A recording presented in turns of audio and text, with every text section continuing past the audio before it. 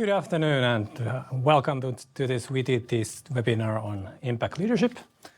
Today we focus especially on the cities and how they can be led by using impact leadership practices and tools. My name is Kalle Kantola and I'm working as a Vice President of Foresight in my daily work at VTT, but today I'm hosting you through this seminar.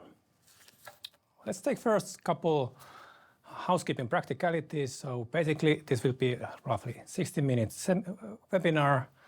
We have reserved some time for your questions. So if you are having some interesting question or you want to ask something from us, there should be a question button in your browser to which you can file your question.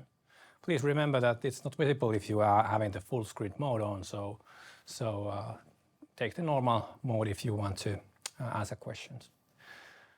We have also prepared this so that you will get these seminar slides and recording afterwards. So we will send this roughly 1 week behind to you so that you can enjoy and focus especially on the seminar as such. Here's the agenda. So some opening remarks first by me. Then we will go through a little bit about the impact leadership concept introduced by Kirsi Hyytinen from VTT. Then we have some practical cases from Espoo. So they will tell how the practices have worked in a real life environments by Pia Wolsten and Anni Ortenvuori-Kantner. And after that we will have a short interview about the data and how the data can be supported in the urban decision making. And as mentioned, there is some time for Q&A, so please send those questions for us during the webinar.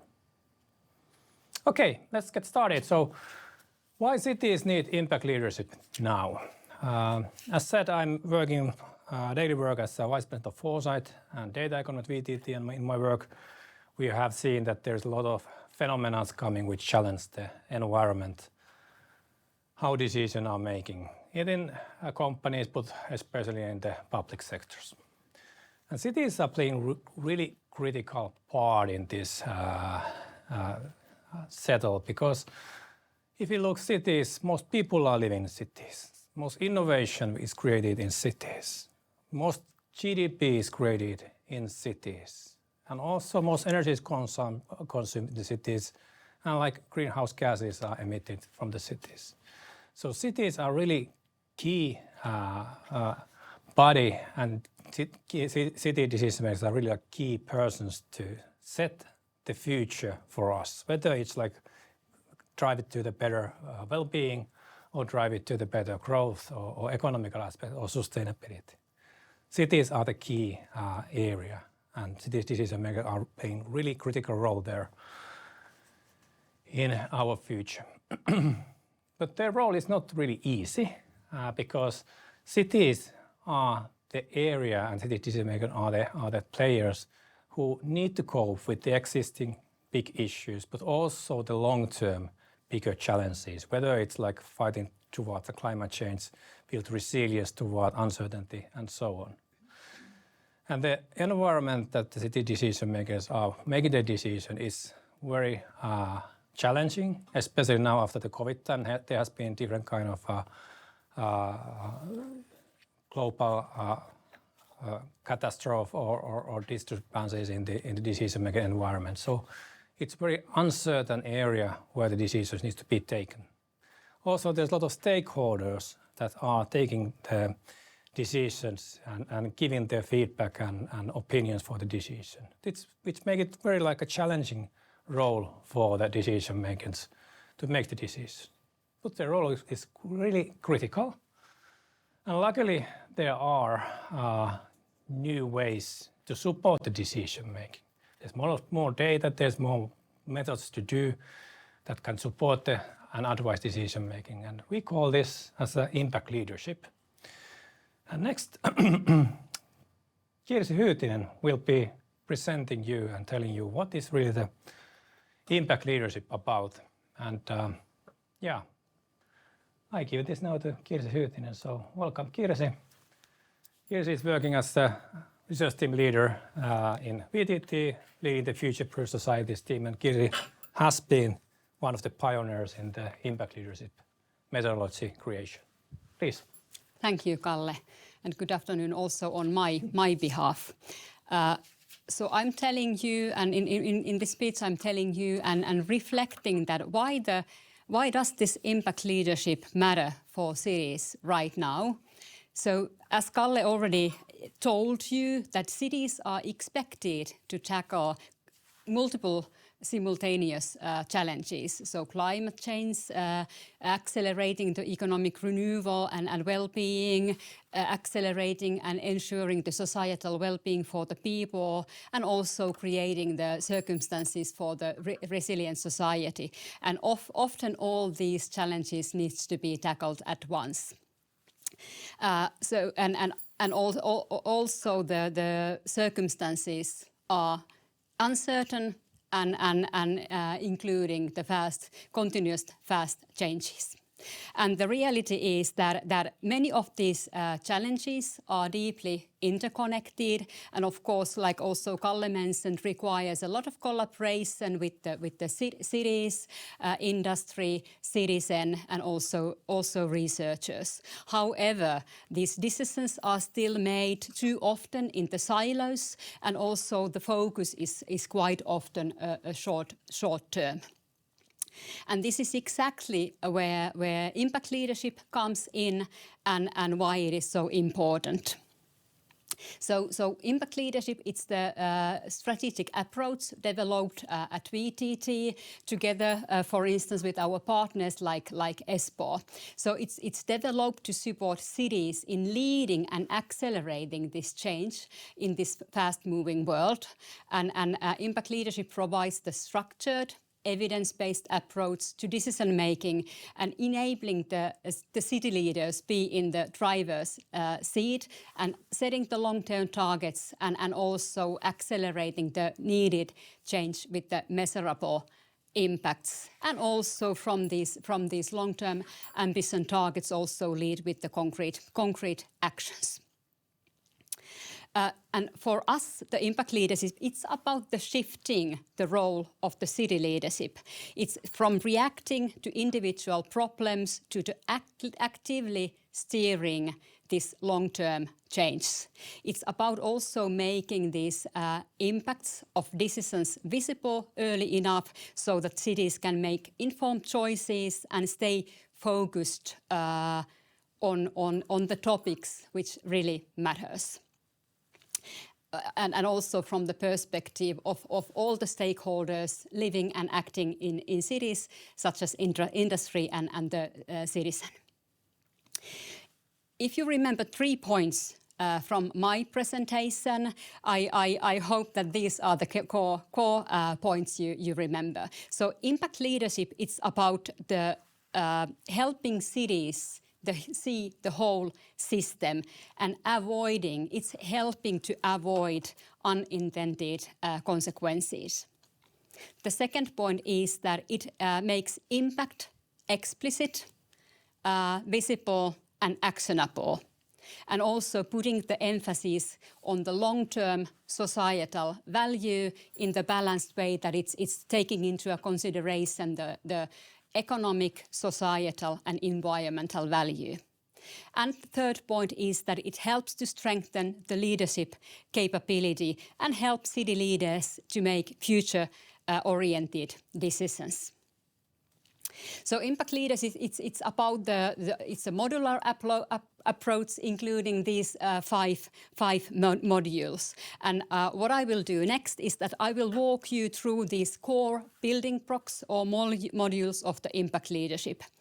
The slides you will see now, they are not the separate topics, even though I'm explaining those one by one. But idea is that they are forming a one coherent leadership logic, moving from direction to action. So within this framing in mind, let's go through these modules, starting with the shared long-term vision. So if the leaders are not setting the long-term vision, the direction, and at the common shared direction, good initiatives may remain fragmented. So setting the long-term vision and direction, that ensures that the strategic decisions are grounded in evidence, and there is the shared understanding of long-term impact. And with the help of foresight capabilities, we are typically integrating here. So we ensure that every actor and activity, action are moving towards the commonly set direction, even though the operational environment is uncertain and changing continuously. The second module here is about embedding the systemic approach to the value creation. So here we aim to make visible that typically all the actions, activities and actors, they are interconnected and creating the broader networks whose capabilities are needed to solve these challenges and also to create the impact. A systemic approach, which we typically apply system dynamic modeling, it helps and strengthens strategic decision making by clarifying these complex interdependencies and supporting also more informed, resilient choices, making also visible the short-term and long-term impact of these decisions. Third module in this impact leadership is about the measuring what matters. That means that to help directing the city towards the right direction, we are setting the holistic impact indicators and identifying the data based on which we can drive to the right direction and see also if the tempo is the right towards these required or needed targets. And here it's highly important to remember that when setting the comprehensive targets and indicators, we always need to balance with the economic, environmental and societal aspects, putting emphasis also the impacts from the perspective of people and industry, and taking into the consideration of the limits, planet limits.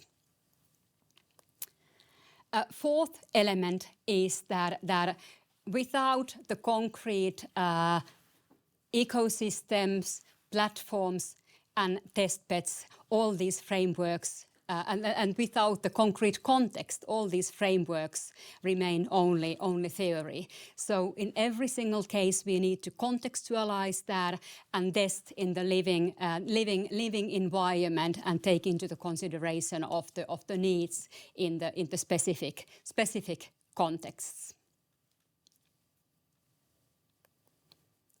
And fifth element in the impact leadership model is that we need to ensure that all this direction is driving really to the action. So impact leadership also includes this element that we are putting all these from foresight to system approach and these concrete impact for targets and indicators, or impact targets and indicators, to be part of the leadership and management of the cities. So really to define and set priorities and translate strategic goals into the actionable plans.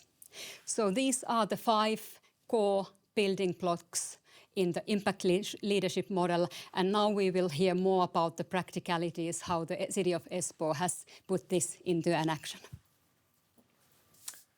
Thank you, Kirsi. So 5 concrete steps how to go forward, but how does it work in practice? Well, Pia Wåsten, Director of Digital Service Development from City of Espoo, will give us some hints that how it really works in Espoo content. Thank you, Kalle, and thank you for inviting me here in this webinar. And before practicalities, I would like to give a few slides about strategy perspectives and put a focus on our 4 strategic focus areas that has a role to promote digital transformation and also digital development in our cities. And these 4 perspectives are kind of tools for every leaders how to think about services or operational models in each working life. The first one here is impactful digital services, and we believe that digital services and channels are one reason for a smooth everyday life for our citizens. So that's one perspective and one way to create a value for our residents, and it's very in the heart of our strategy, like Espoo story. But what happens in the other side of the table, where our officials are working? Is there any place to think about work more efficient, or maybe work through real-time data in those processes? And how could we adapt new technologies like AI in our processes, and in that way make our work more efficient, and also maybe put some well-being in our workday life? And when we work and live in digital world and our processes are digital, it means that we collect more data, and also our own projects put more data in our workday life. So this gives us a very good point to live like a data-driven organization, and also to give some predictive perspectives for the future, and make different kind of opportunities to think about the future. Just like Kirsi in her presentation told about that how the future is kind of confusing, and we have very difficult problems. So if we have real-time data and also that historic data, so we have a very good toolbox to solve those problems through data. And how can we succeed with these 3 focus areas? It's about building and developing capabilities. And one of capabilities is, and that is very important, is develop our skills, our competencies, and also build structures that will promote digital transformation, and it's kind of easier to lead your targets with structures. And what is important is that we need a very good change management in our leading, and also to strengthen our competence, but also have a shared situational awareness where the organization is heading. But about that impact leadership that we have co-created together with VTT from the year 2021 is a kind of 3 pillars that we have developed, and I have made some renewing for these pillars during these years. But the first one here in the upper layer is leading the city organization, and that is about heading to the Espoo stories targets and find the impact goals that we have in there. And every business unit's leaders should also think about, from their perspectives and their administrational processes and service processes, what is our value for our residents and where comes the impact?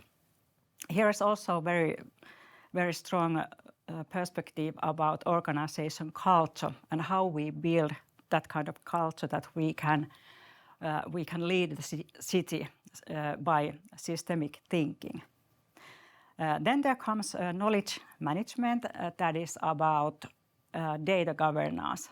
As I, in previous slide, told you about the digital processes and digital administration operation models, we need very strong data management to succeed with these processes.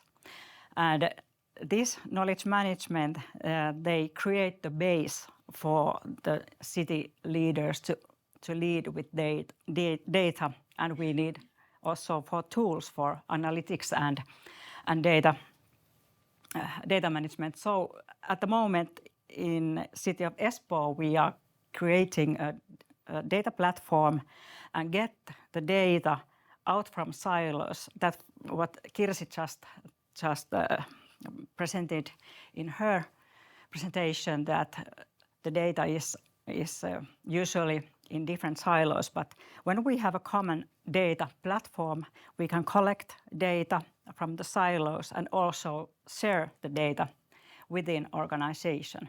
And when we have this kind of systemicity in our city, that we have the leading is systemic thinking, and also we have the data that supports that systemic thinking, then we have a very good opportunity to also act in urban community and also share that data in ecosystem level, and also could manage our ecosystem with data, and also take that data from ecosystem into our city, and also another way that we can share and open our data for ecosystem. So with this thinking, we had our application for World Smart City Awards 2024, and that was in Barcelona on November 24, and we needed, for the finalist place, we needed to edit one video. So let's take that video now. Building a socially, culturally, and economically sustainable Europe requires local, citizen-centered solutions driven by knowledge and data.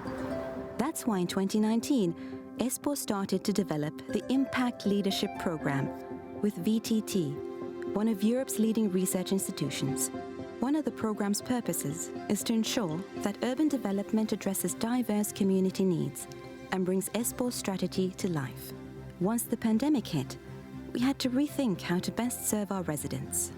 We developed systemic thinking to help us widen the lens from the traditional economic indicators to a more citizen-centric approach.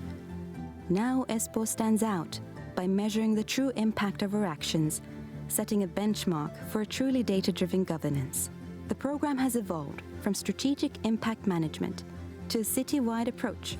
Our pilot projects focus on early childhood and cultural education, rail traffic, centralized parking, senior sports and library services, outdoor gyms, and immigration and youth services, to name a few.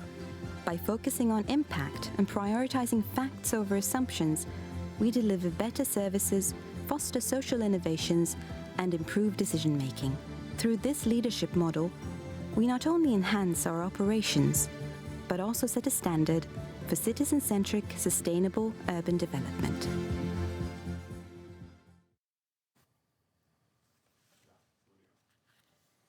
Thank you, Pia, and welcome, Anni. Anni Ortenvuori-Kaatner will be guiding us a bit deeper on the topic with the City of Espoo. Anni is working as a lead data and knowledge architect at the City of Espoo. Please, Anni. Thank you, Kalle. Happy to be here today and tell you a little bit of our impact leadership and impact management development in the City of Espoo, which we have been developing in close cooperation with VTT. Impact leadership in Espoo is not a separate development initiative. It is a conscious part of our strategy called Espoo Story. And the key question is not only what we do, but what kind of impact our decisions create for residents, communities, and the environment, now and in the long term. Espoo is building itself as a data-driven, predictive and intelligent city. This requires more than new tools. It requires a shift in our thinking. Systems thinking helps us understand complexity, interdependencies and unintended effects. Instead of optimizing individual actions, we focus on the whole system and its leverage points. Impact leadership connects data, knowledge, and systems thinking into a shared way of leading and developing the city. We develop impact leadership directly to Espoo's strategic goals, well-being, vitality, sustainability, and a resilient economy. It is supported through impact evaluation, systems thinking, training, which Peter will tell you a little bit more shortly, workshops, simulations, and learning by doing. Business unit-specific pilots bring strategy into practice, and digitalization enables this by providing real-time data, analytics, and a shared situational awareness across strategic, tactical, and operational levels. But it is really a process. Impact leadership is a structured but iterative process. It starts with understanding the operating environment and defining the challenge. This is followed by a system analysis, identifying cause-effect relationships and leverage points. But the key question include, what can we influence as a city? What data and knowledge do we already have? And what is missing from the impact perspective? And the process moves from data collection and analysis to insights, recommendations, and new operating models with continuous learning and a follow-up. Impact evaluation helps us understand both short-term and long-term effects. In business unit-specific pilots, participants often work on real challenges from their own units, such as urban development, mobility, or service use. In our training programs, final works can lead into a new pilot projects and practical development actions grounded in real operational needs and phenomena. Now, this specific pilot shows how the impact framework is applied in urban and transport planning. Grid-based mobility analysis was used to understand the travel flows to different city centers and how they change over time. Comparisons across months and years help assess the impact of investments, such as rail infrastructure, for instance, opening a new metro line. The pilot also increased understanding on how new data sources like mobile data can be responsibly used in planning. But the key message is simple. Put existing data and knowledge to work. Current analytics and visualization platforms enable data-informed leadership and shared understanding. Impact is created when data is accessible, interpreted together, and connected to real decisions and actions. Now, when the data is perfect, not when the data is perfect, but when it is used wisely. Thank you. Thank you, Anni. Very insightful and systematic way to do things. A lot of data, a lot of connecting data. So shall we take Peter in, and Peter will tell us a bit more about how to integrate the data for actual decision making. And Peter has a long history about system dynamical modeling, and now you are leading our system dynamical applications in VTT. So please. Thanks. Last but hopefully not least. Hopefully not least, yes. So I'm going to tell a little bit about Espoo cases and what kind of approach we have for using data and using system knowledge and all kinds of external things and complex dependencies. So we have a systemic approach for data-based urban decision making, meaning that as Pia and Anni and Kirsi all said before me, that we want to understand these complex cause and effect relationships. So if something happens, what happens as a follow-up and what happens after that and what kind of side effects are relevant. We build these visualized models, which means that things, what Anni showed, for instance, in this one example, all kinds of diagrams, how everything is affecting everything. And when you make them visual, it's very easy to sort of discuss it in a constructive way, meaning that if you only have a mental model and you are arguing, it's just arguing yes and no and I don't like it. But if you have some kind of visual mapping of things, then you can say that this is very good, I don't agree with that part, and you have forgotten this third thing. Meaning that then you can improve the model and make it so that everybody can understand and affect that. And as Anni said, we have to understand long and short-term effects, because in many cases they are opposite. So if you do very many short-sighted savings, then you have problems later on. Or if you want to make investments now, they will cost immediately and the benefits will come after a long time. And of course, depending how you report and are you interested in short-term or long-term things, it's good to understand the other side as well, so that you don't get surprised and see that I thought I was doing good. And we know that road to hell is paved with good intentions, meaning that you have to understand all these side effects and ripple effects and things that you thought you were doing well, but then suddenly there's nothing happening or something completely opposite to what you have meant. So I meant well is not a very good excuse, but you can actually analyze all kinds of things that will happen. Of course, this means that these models are very complex, and I will show you a couple of complex models very soon. Pia also said that we are looking for leverage points. And leverage points are small points that if you push it a little bit, you will get a huge impact as a result.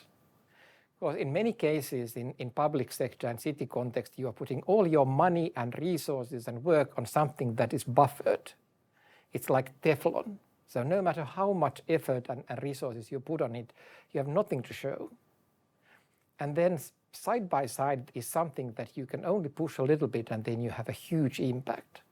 So analyzing these kind of systemic models will help you to put all your resources in right places. And then the data. All kinds of validation and simulations and sensitivity analysis. When you combine all this systemic thinking with data, then you have very powerful tool for evaluating what kind of impacts all these actions will have. So we will start from qualitative data and we go for quantitative data. First thing we often do is holistic map.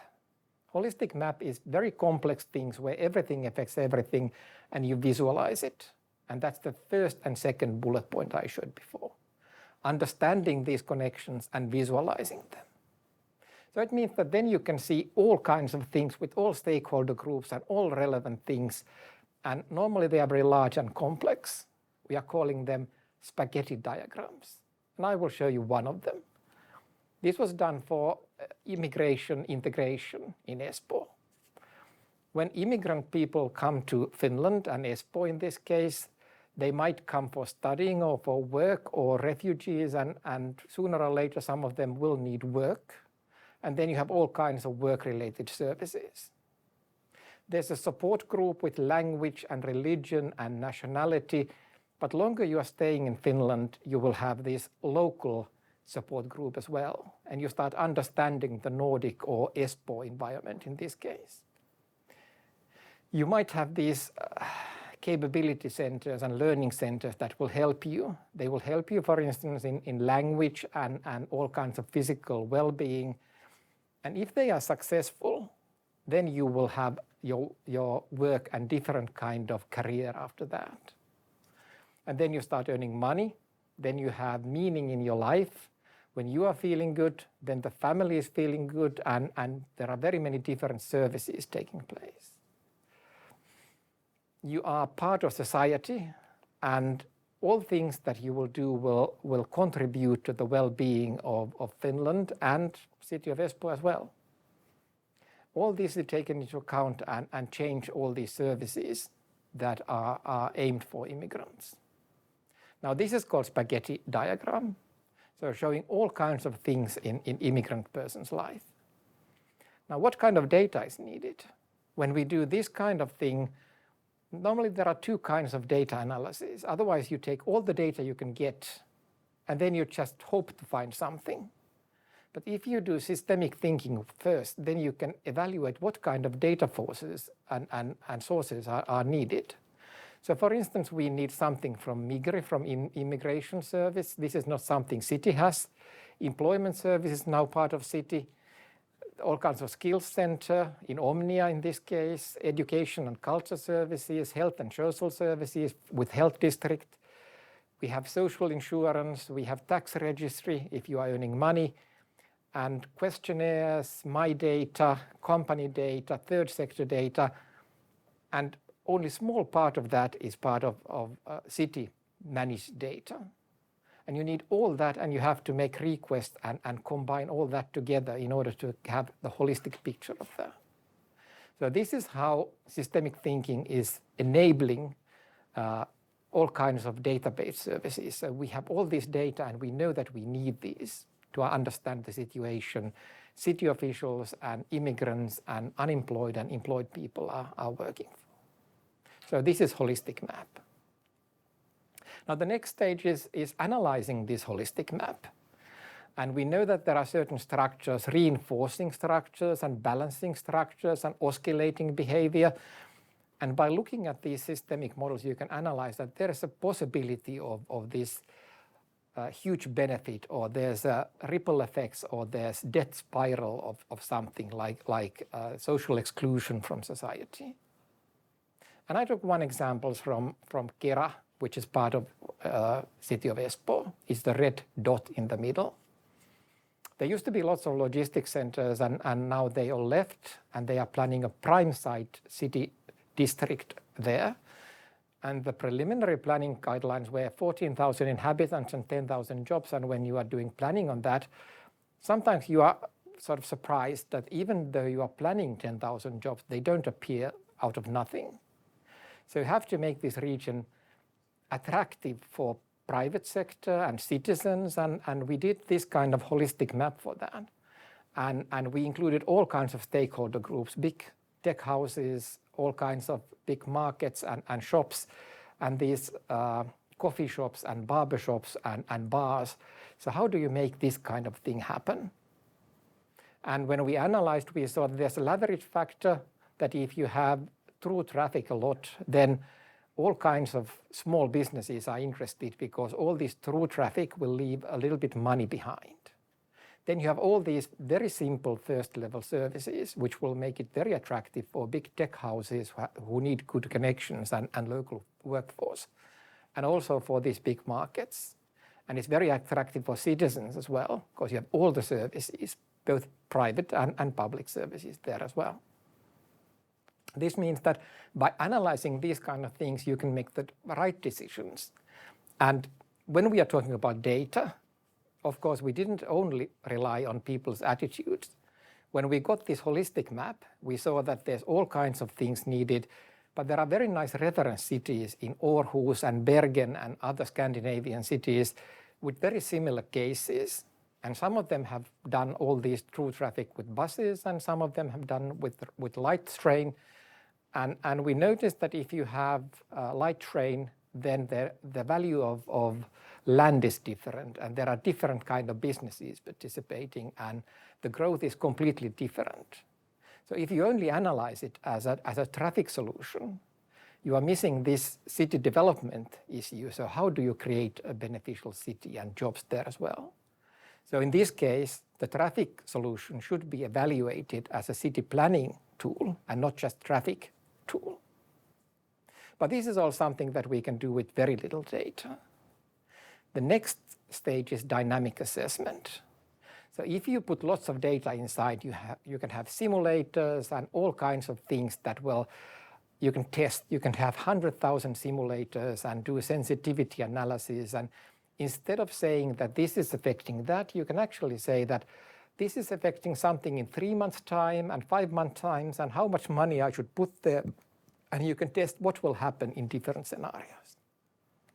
So this is very complicated stuff. Kirsi said that we clarify things with system dynamics. There could be some argument that you don't clarify anything with this kind of thing.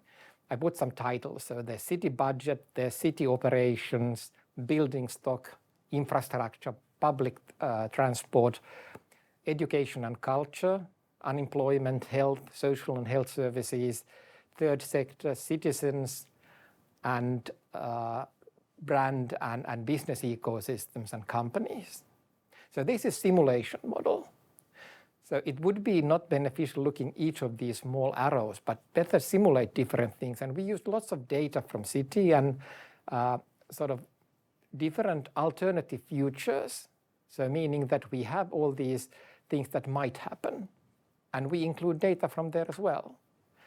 So it means that we have a simulation user interface where we can include all kinds of things and we can try different scenarios. What will happen with EU legislation and what will happen if people don't come back to work after COVID? What will happen if green transition is relevant after that?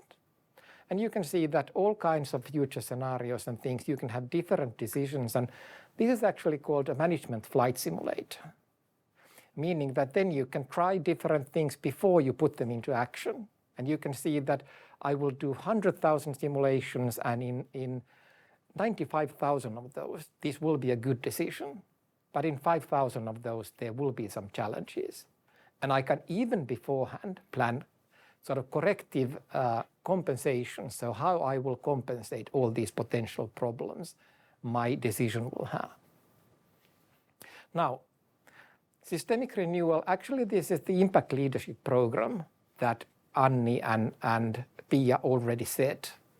So this is organizational evaluation from within.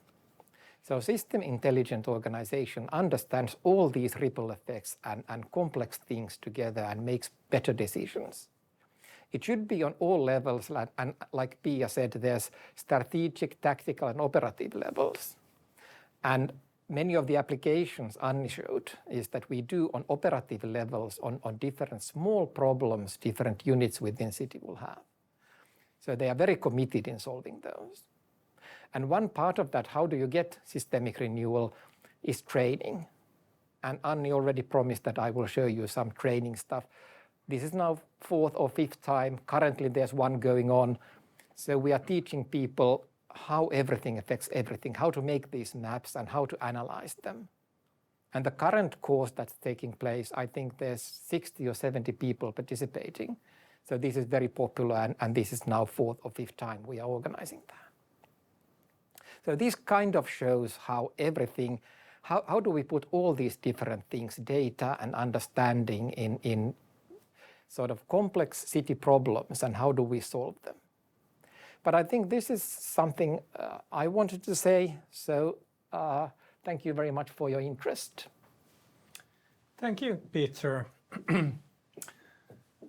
Very complex, but logical, if you make it so. If you say so. If you say so, yes. Yeah, question and answers.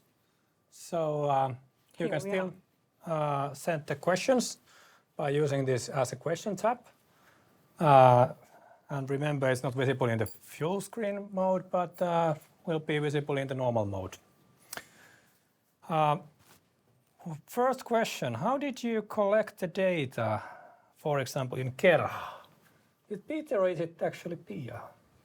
Well, I think Peter knows about that Kera case. How did they collect the data? Well, Another place where it could be stored. Yeah, there's lots of data from city planning. But as I said, many of the data, you have two kinds of data. you have people's opinions, and this is something that different businesses and stakeholder groups says that I think this will happen and I think this will happen, and this is important data that is not conventional sort of data format. And then we have the data from different cities like Bergen and Aarhus, meaning that they have similar cases and you can have sort of analog issues there and see what happened when they make this kind of decision using buses or this kind of decision using light train. So then you have some evidence from these people's opinions as well. And then there's loads of data with city planning. They have done this for many, many years. Yeah. So there's participation data, like Yes. questionnaires And alternative futures. So Yeah. asking if this would happen, then what would happen in 5 years' time? Okay. Because we don't have data from the future. Okay. Did you have any IoT data on that Kera? Some of that, yes. Okay, yeah, I thought so. Maybe we continue with the data topic. It was raised as a very important to combine the data with the decisions and strategy as such. And I guess Espoo has been doing a lot of good work in that. Correct. Yes. What would you share for other cities who are struggling with the same kind of issues? Or? Okay. Well, the first thing could be that don't think it too technical. The point is to find those challenges that you would like to resolve and what are the key questions and how do you find the data? Actually, that process that Anni showed is the very core of our method. It's really a learning process as well. Like, it has been a learning process for us as well, how much actually we have data and where it's located. Is it in use? Yeah. In systematic use? And why is it? Why isn't it? And then we can also practice together how to use it, how to analyze it. And of course, the quality of the data management in general. So it has been a long process for us as well. And that's why we wanted to dive a little deeper in a more operational level, where the operational data is existing as well. So we can actually use it systematically also in the decision making, so that we are not just only watch the economic data or so it's really like the impact frame. And I think the thing that you said, for instance, in this new metro line, you had to look data outside of city, meaning that this is not something you have. Yes. And I think this is very good understanding that we need all kinds of data that you don't have already. Yeah, Exactly. Can I also add here that typically when we talk about the data, we also quite often think that data is only quantitative data. But I think that we also need to understand that data can be both quantitative and qualitative. Yes. And as Peter already said, that, Yes. that you need to find the data from a variety of sources, utilizing a variety of methods to collect the data, and also understand that you don't have exact data about the future. And when you, Pia and Anni, you said that you are setting the direction, so you need all type of data, quantitative, qualitative, and understand that not all data exists yet. Yes. Yeah, Yeah. exactly. And that is also a question, can we trust that data? Yes. And that is more about data management, Yeah. that we have real-time data, but we also have that previous collected. And I think that the trust building is also part of this learning process, because we have to understand that we are also talking about it could be very sensitive subject as well. Like, okay, this is our data, this is the quality, and well, maybe we are using it, maybe we're not. How can we do it more efficiently? And it's also the trust building, I think. Yeah. This goes maybe to Kirsi then, that okay, trust is something that if you give the data, you have to also understand where it's used. But what is if you think about impact in a city context, there's a lot of different stakeholders. What is the benefit of different stakeholders? How they experience the benefit of impact leadership? This is a good question. First of all, I would like to underline and highlight that when we talk about the common kind of setting the common direction, we need to have a dialogue together with the multiple stakeholders.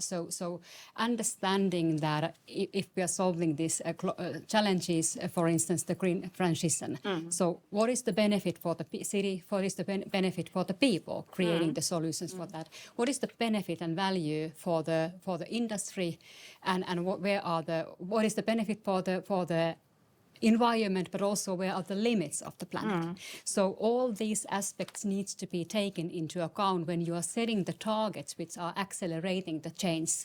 And so thinking the targets from the multiple perspective, economic, environmental, and people's perspective, and of course then taking into the consideration of the multiple actors benefiting from that. And I would say that the impact, and then setting the right targets, as you were saying, that where do you want to direct this change, and then align the metrics and data to that, to really drive the renewal to the right direction. Yeah. Yes. And the common awareness where we are now and where we are heading. That is exactly needed. We need to bring all the actors together to set the direction, and also then evaluate and make it visible that if we are doing the right things. Yeah. Hey, I think it's important also to engage different stakeholders and make them to benefit us and see the value. But how about, Peter, AI? I think AI is something that is now visible, that just use the AI and ask from the ChatGPT and everything works. I use AI a lot, and I have been doing it for 20 years. But I think it is still that AI depends very much on data. So it means that data is only from current situation and history. So when we are talking about decisions going, the impact will be in 10 years' time or 20 years' time. We don't have data from the future. So then we have all these different foresight kind of activities where we find alternative futures and we quantify data based on that. And I think AI is very useful, and I combine AI in models a lot. But if you only believe in data, then you always have sort of backward view of history, and you are trying to fit things that happened in the history, something that will maybe not be applicable in the future. But on the other hand, if you only have future kind of waving your hands, then you don't have any data justifying anything. So that's also one-sided view. And I think the real answer is, how do you combine this data approach into this foresight and systemic thinking view? Because then you have the benefits of both sides. And then you can sort of say that I will use whatever is good and combine them in a way that will take future into account, make future-proof cities and societies, like Kirsi often said, and use all the data you have available for that. Can I also add here something shortly? Like you said, Peter, I would like also to say and underline that data is informing the decision makers. It also requires this sense making. So data together with the sense making, then it's the perfect match. Making new understanding. Yes. Exactly. Yes. And then put the data work. Yes, and sometimes we can take the tools like gaming to kind of evaluate the impact. Like we have this simulation workshop actually tomorrow coming again with the AI team. So it's and it needs, of course, also we need to facilitate these things, and I think that we have been doing good cooperation with this. And even in addition to that, when we do impact indicators, so we want to have certain impact in the future, and we don't have data from the future, but we have some indicators saying that we might be moving towards the right carbon neutrality or new regions or immigrant integration. Then you have these small signals that will show that we are maybe moving in right way or wrong way, and then we can make decisions. And it means that we don't have data from the actual impact, which is further away, but we have some data from these indicators, and we need all these sense making and understanding and systemic thinking of understanding what will happen with these small signals. Hey, we have no time for you. We will just talk with ourselves. That's totally fine. One question. You were talking about Espoo story. Would it have been realized if you wouldn't have used impact leadership? What kind of value add did it bring for the Espoo story. Espoo story? Well, Tough question. last time we had only, was there 4 key targets, but now we have 7. Yes. So we have indicated more challenges that we have to tackle. Yeah. Yeah. And there is also participation of our residents also, so To we have- engage yes, different to engage. stakeholders better for Yeah, the yeah. activities and Yes. understand the And of course, impact of those. yes, of course, it resonates also when we are observing the current challenges or phenomenons, and now our strategy is really Espoo is the capital for the children and youth. So we are focusing very much on the children and youth well-being. So different phenomenons and challenges are focusing in these pilots as well in these matters. Yeah. So Yes, and we are going to have 4 spearheads programs, and in every program we take data in it.